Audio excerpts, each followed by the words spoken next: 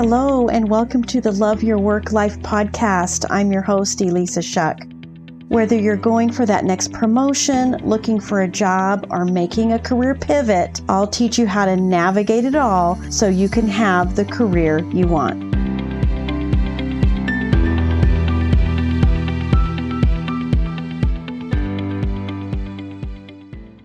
This is episode 112 of Love Your Work Life. I want to reflect on an earlier episode this week because what I'm seeing a lot of people experiencing on LinkedIn, and of course, that's where I'm engaging with all of you. There's a lot of burnout going on, my friends, and some of it is happening because people have been job searching for a long time and they're just burnt out on all of the job search stuff. In other ways, it's because you've been through you and your company have been through a layoff, and so you are doing more with less, and therefore you're starting to experience burnout. Burnout can also happen when you are in a toxic workplace and you're managing all of that. You're navigating all of that. You are pushing and pulling against the negative energy that's happening. And if you're not careful, you will get burnt out. So I want to have you re-listen to this episode on how to manage burnout so that you can show up as your best self wherever your self is required, so that you're not dragging some unintentional baggage around with you as a result of burnout. Listen in, and I'll talk to you again soon. Today, I'm talking to you about burnout. And this can be burnout in your job search. It could be burnout in your career, because some of the thoughts here that we're going to explore together can apply to either way. So say you're in a job and you really want to get into a job search because you feel burnt out, but you're not able to make that move, then some of the things I'm going to talk to you about today will make a lot of sense and will hopefully get you out of that mode so that you can take the action you want to take and really feel good about it. Not feel a sense of heaviness, but a sense of lightness.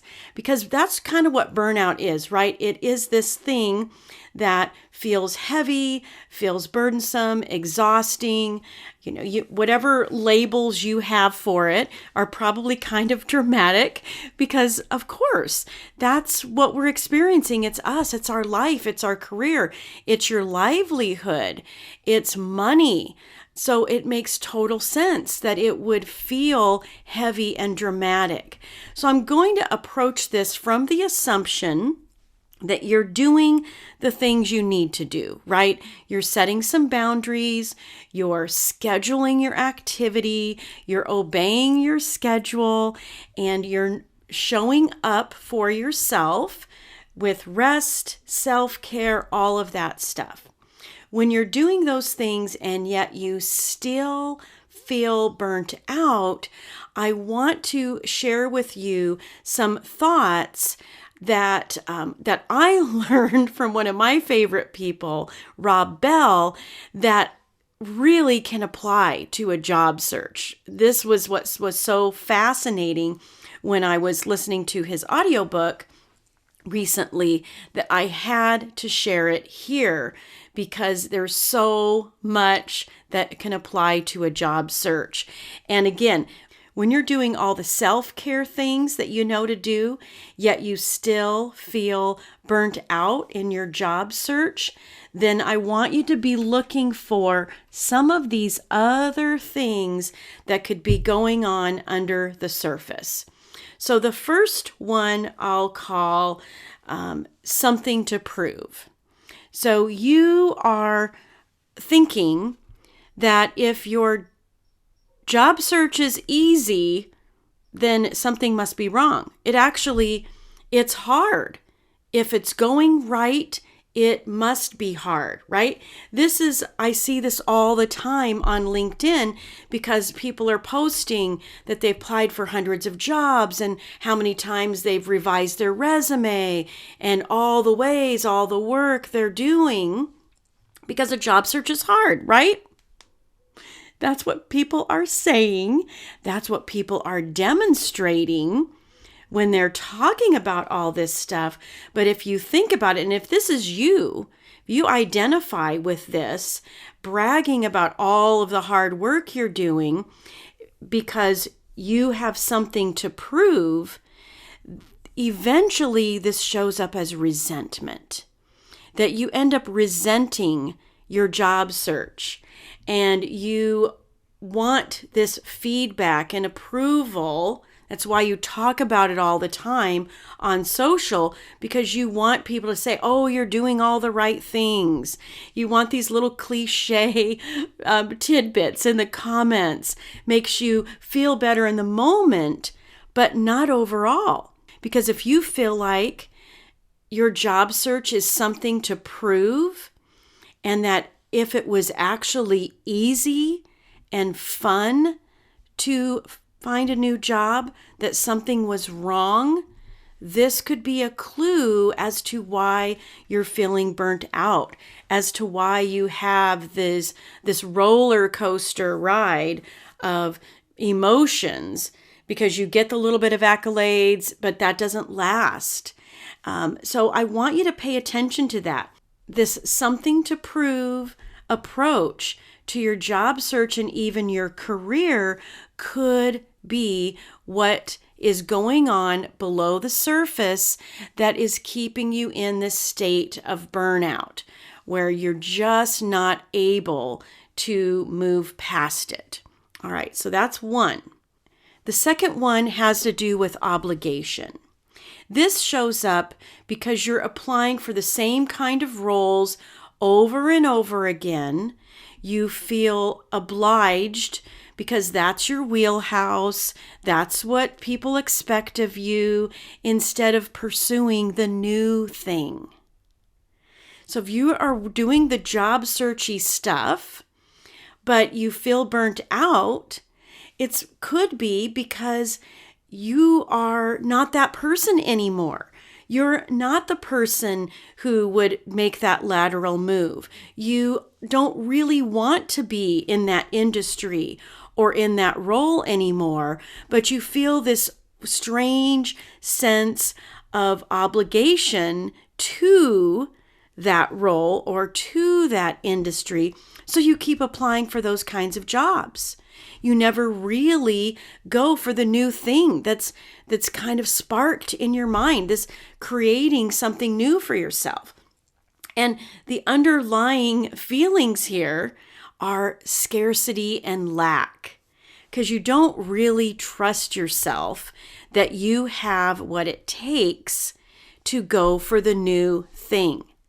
So you're just going to stick with what works. Maybe there's some sort of unwritten obligation to people, to your family, to others. Maybe you feel obligated to pursue that line of career because that's your education. You got your degree in that. So, my gosh, you just spent a whole bunch of money for that thing. So it might make sense that you'd feel obligated to pursue it. But if you have new information and you know that it's not the right thing anymore, pursuing it out of obligation is only going to result in burnout and exhaustion.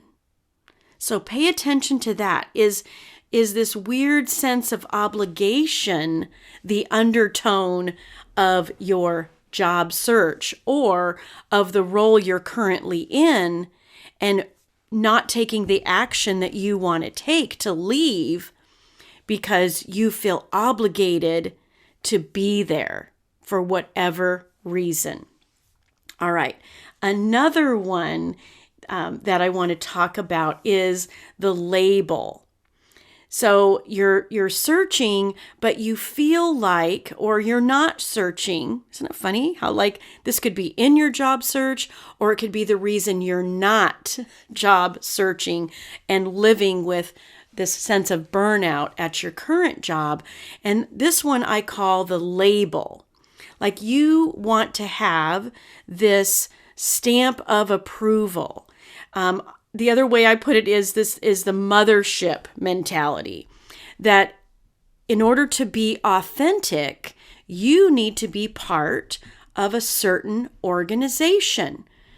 This is how I see it show up on LinkedIn. People put in their headlines, X Amazon, X Google, X Microsoft, as if calling out the fact that, hey, I've got this label. Hey, I've been part of this organization, so it must mean I would be a great employee in your organization. It means that you're not really taking yourself seriously, that to be taken seriously for the value and the contribution that you can make in an organization, that you have to associate yourself with some label. Works that way in fashion too, right? Like, well, if you wear that label, then you must have arrived, right? So it could be that you are highlighting those labels to prove something. Notice how these are all kind of interrelated as well. But if you're associating with that label, and you are not allowing yourself to feel authentic just because you're you and just because you've had impact and contribution in all of the places that you've worked, then this could be causing this undertone of burnout. And if this is hanging over your head, that I need to be this person, I need to be associated with that industry or that organization in order for people to take me seriously, then pay attention to that, because you are worthy. You can make contributions because of you, because of who you are, because of your natural gifts, strengths, workplace behavioral traits and characteristics that underpin success, that help you. You don't need a label to be taken seriously. But listen, unless you take yourself seriously apart from those labels, then you won't be able to connect the dots for the other person. So let's just go with that. Okay? Now, here's another one. This one I call the ladder. So say you're searching for a job, but you are following conventional wisdom. And trust me, I'll back this up a little bit. When I meet with a client, one of the first things I ask is, what do you want? Do you see yourself moving forward? Do you see yourself elevating your role? Because a lot of people come to me because they feel like they've got this cap, this ceiling on them, that there isn't the area of professional growth or development inside their current role, organization, or industry. So they're specifically seeking that. Okay? And that's not exactly what I'm talking about.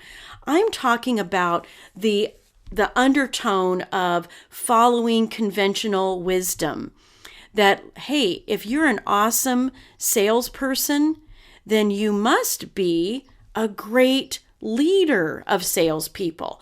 I used to see this happen all the time back when I was in retail, that the top person on the sales floor would be the one offered the manager job, and they were not good at managing. But hey, you were offered this promotion. Hey, it seemed like the right thing to do, to climb, to move up the ladder. And so they did, and they were extremely unhappy, very burnt out, and missing the thing they used to do. But they were kind of tied up in this, I've got to climb, I've got to move up, because that's kind of the way our society is, right? That's the conventional wisdom out there, that there's a corporate climb. And if the corporate climb is not for you, but you're kind of participating in it anyway, then you might be feeling burnt out. I love it when I'm working with a client who is further along in their career. They've done the management thing, they've done the leadership thing, and it's so fascinating how sometimes it just comes full circle. And they say, I want to be an individual contributor again, but I don't know how to do that because my resume is all about leadership and leading people. So I have a very specific strategy around that so that we're not dumbing down their resume. We're not downplaying what they've accomplished as a leader, but we're leveraging that as value if they decide to go back to individual contributor status. So if you're feeling burnt out in your current job, or if you're feeling burnt out in your job search because you're following this thought that you better move up, or you better scale, or you better do the next thing that's higher on the ladder, that this is the way to go, and you don't really want to, then that could be causing your burnout. All right.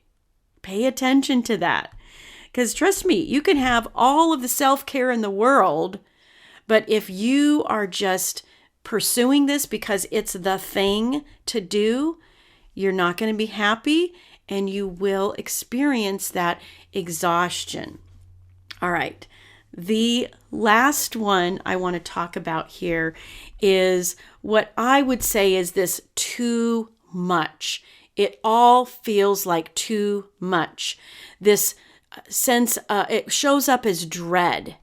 Now, I've seen this show up for clients who are in a job search, and the sense of dread and burnout comes from just facing interviews. Just doing an interview fills them with dread. And it is because of this intense pressure and expectation that never seems to shut off. And it's weird because as Rob described it, and I could so relate to this back from my corporate career, it kind of shows up as ambiguous. You're not really sure where it's coming from. It's all the things, right? You're always on, you're always pushing. Sometimes it shows up as they expect this, so I've got to show up. It could be that you're not setting some boundaries. We know that boundaries are a part of managing burnout anyway. But when you're in this too much dreading going to work, dreading facing your job search activities, it's likely because you are putting this intense pressure and expectation on yourself. That somehow this is the way you do it, and this is the way it's going to be done, even if you don't know exactly what this is.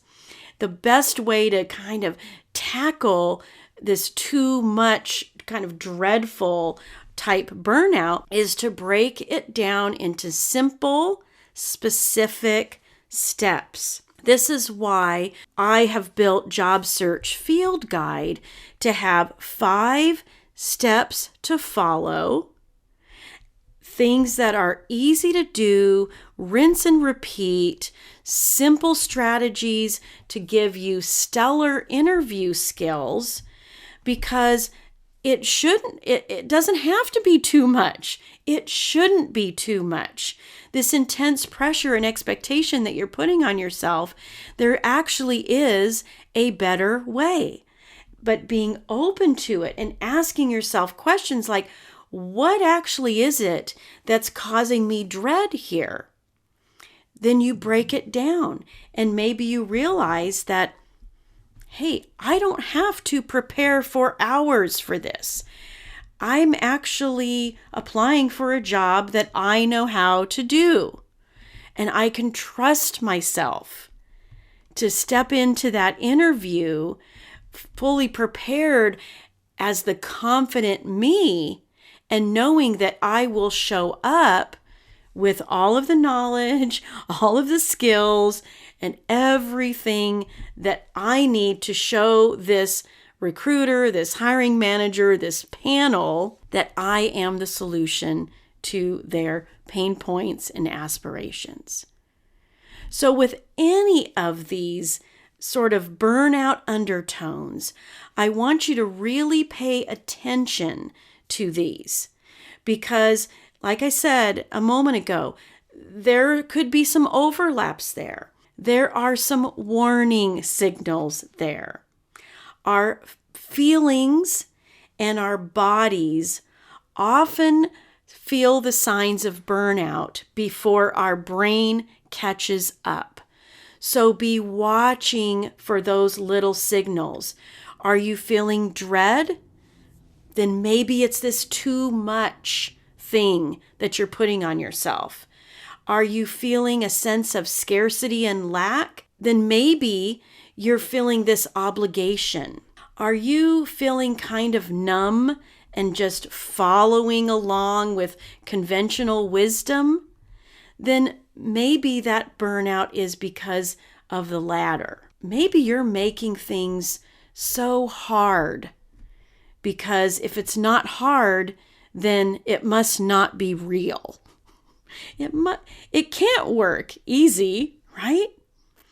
Are you labeling yourself? Are you identifying yourself with an industry, with an organization, and the fear of being away from that makes you feel inauthentic? Pay attention to the feelings that you're having and the way your body is responding, and then be a curious watcher of your brain. Be a compassionate witness. Reverse engineer this back to the thoughts that you're having and realize that burnout can be managed when you're looking for these signs and you say, oh, okay, I know where that's coming from. I'm going to become a curious watcher of my brain now.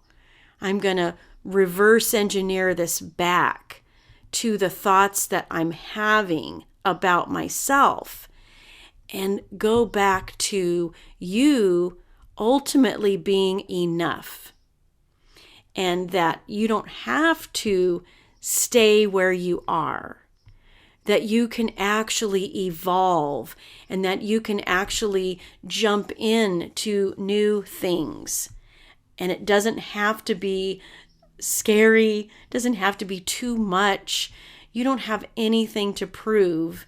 You can approach your job search and your career and you can want what you want and you can go after it.